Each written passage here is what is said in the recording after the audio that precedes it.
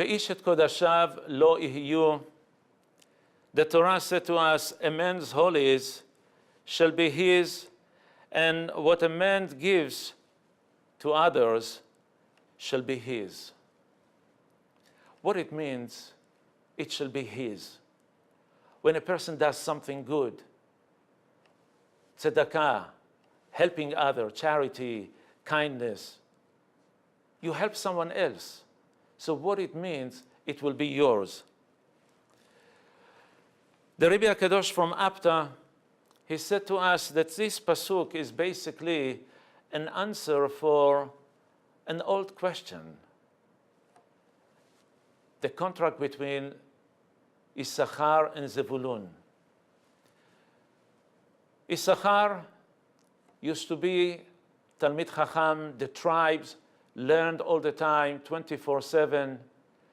And for Parnasah, their brother, Shevet Zevulun, who were merchants, did business all around the world, they said to Issachar, you study and we will support you. So the question is, how is it possible that Zevulun give up the benefit, the reward of heaven, endless reward of learning Torah for a mere few pennies, if you can say, for Chaye Olam Hazeh? And the answer is very simple. The same way that with the flame of one candle, you can lit millions of candles, and the flames of each one of them will be equal, not less, to the very first one. By Issachar learning with Zevulun, Issachar is not losing from his Olam Haba. In the contrary, Zevulun is gaining the learning by supporting. There is a story, of course, of the Maharsha, Rabbi Shmuel Eidelis, Zechuto Tagen Aleinu Amen, that the yeshiva, the original yeshiva, was too small because many people wanted to learn, and they needed a bigger yeshiva. They found a land, and in order to build the yeshiva there, they needed money. So the Gabaim called everyone from the town on specific day to come and bet on putting the cornerstone of the yeshiva. Of course, the whole town came, especially the people who had money, and they start betting. One say this, one say that, and as they betting, the Gabai who was conducting the Trumot, the auction, was raising the price on and on and on and on. Finally, a few of them just left,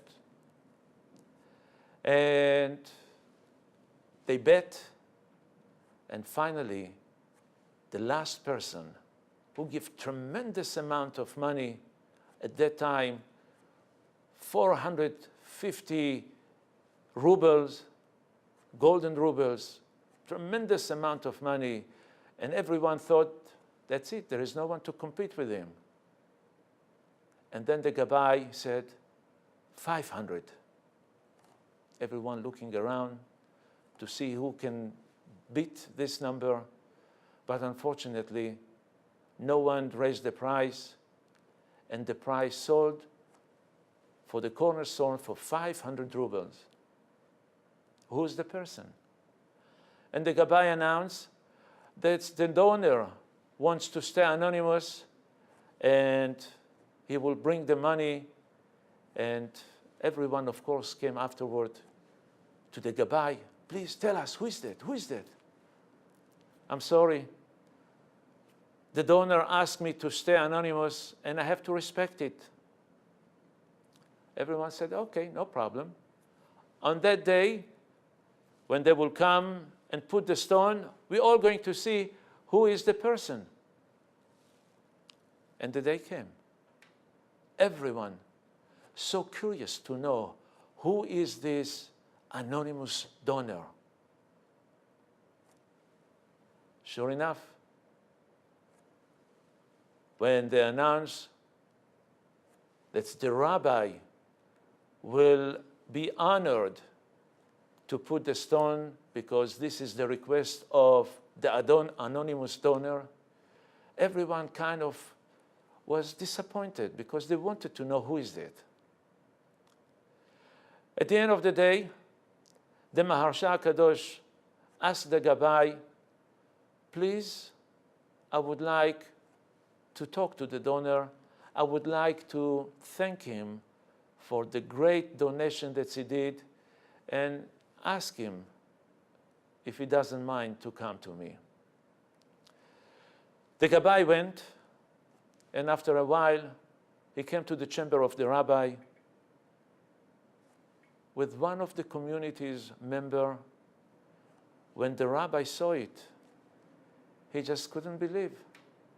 An ordinary person. And the rabbi asked him, I didn't know that you have so much money. And the person said to him, neither do I, and I just sold everything that I have in order to pay the amount. Why did you do that? Why you put yourself in such situation? And he said to him, Rabbi, unfortunately, my wife and I are already in very progress age. We don't have any kids. I don't have anyone to say Kaddish after my death. And I don't know what will happen in heaven. So I decided that I'm going to give everything that I have in order to help the yeshiva. And I'm sure by learning, the people learning here, everything will be the Ilui Nishmati, to uplift my neshama in heaven. The rabbi was so amazed by the goodness of this person, and he said to him, you will bring your child to study in our yeshiva, I promise you. And as it happened, 9 months later, the wife gave birth to a child, son. No one was so happy like the parents. They raised him with love and tender, and the boy grew up to be a very, very humble person, nice person. And at the age of the bar mitzvah, the father brought him to the yeshiva, and he asked the rabbanim there to accept him to the yeshiva. The rabbanim said to him, you know, your child is still young for this type of yeshiva. Maybe in a few years we can accept him. The father was a little bit disappointed, but he didn't give up. He went to the chamber of the Rabbi, the Maharsha, and he just reminded him the details of the story, how they built the Bet Midrash. And of course, the Rabbi never forgot about it. And he said, don't worry. He called the Rashi Yeshivot there and asked them to find some people, some student, to help this boy to reach the level of the yeshiva. And of course, the bracha of the Rebbe fulfilled to the point. He got a child, and he got the child to learn in the yeshiva that the father built. So important. So important for us to help as much as we can without expecting any rewards. But the rewards will come because the Torah promises us. Ish et kodashav lo ihiyu. A man's holies shall be his, in עולם הזה and in עולם הבא. Be'ezrat Hashem, with all of us doing charities and kindness, it will be a reason, good reason, for God to send our Mashiach Tzidkenu soon with the build of the third Bet HaMikdash. Amen ve'amen.